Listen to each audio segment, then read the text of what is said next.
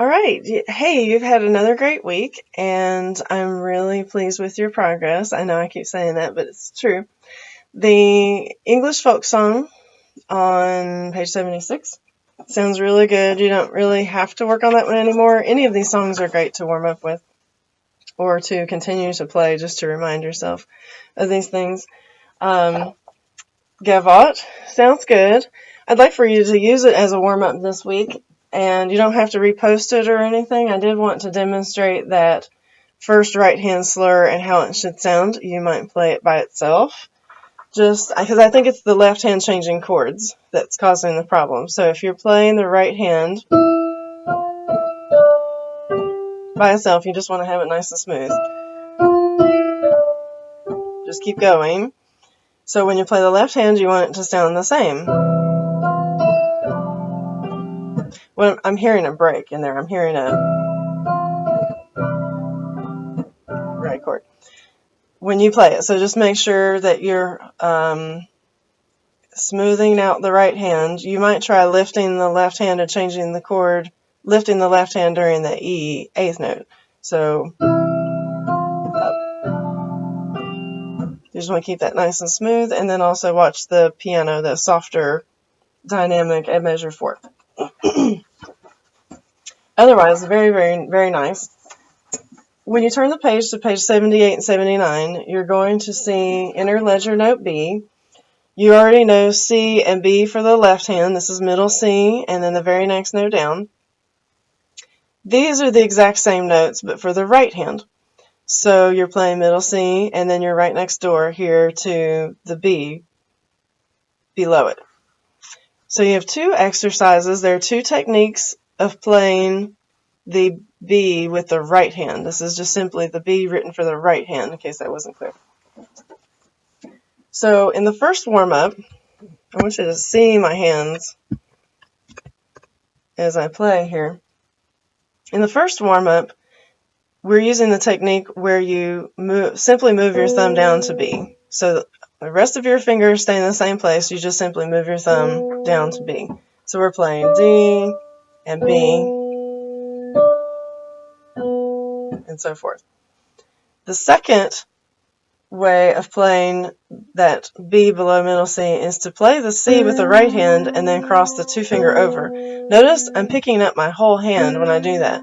I'm not holding on to these notes and trying to stretch that finger over. Don't do that. You're going to cross your two finger over and come back up. You're going to use both of these techniques in the simple gifts.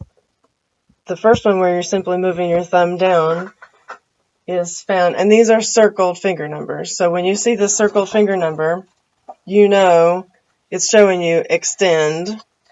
So you're just going to bring your thumb down to the B. Right after that, so that's where we ought to be. And then the second technique is found here with when we find ourselves. So as you do that, you will keep your thumb on middle C and cross that two finger over for B. Hopefully that's clear. If it's not, please ask questions. I just want to remind you to learn all your pieces, but I kind of noticed that in this one that it's going to be more helpful to learn this piece in layers, just like we've talked before. Notes and rhythms first. Don't worry about slurs or dynamics. Definitely the technique where you're reaching the thumb down. You want to play the right notes with the right fingers at the right times. And then add in the slurs and the dynamics in either order whenever you feel comfortable. And there will be times when you feel like you can do the dynamics maybe at the beginning of the song, but you're still working on the notes and rhythms and how to play it with the right fingers at the last part of the song, and that's okay. You don't have to wait until the whole song is comfortable with notes and rhythms before you start adding in slurs and dynamics, and I think you've done a really good job with that. Just wanted to kind of remind you of that. So warm up with Gavotte. Start working on simple gifts if you haven't already. And then the next page is rhythm drills. There are two main things that we're looking at here. They've given you pretty easy notes.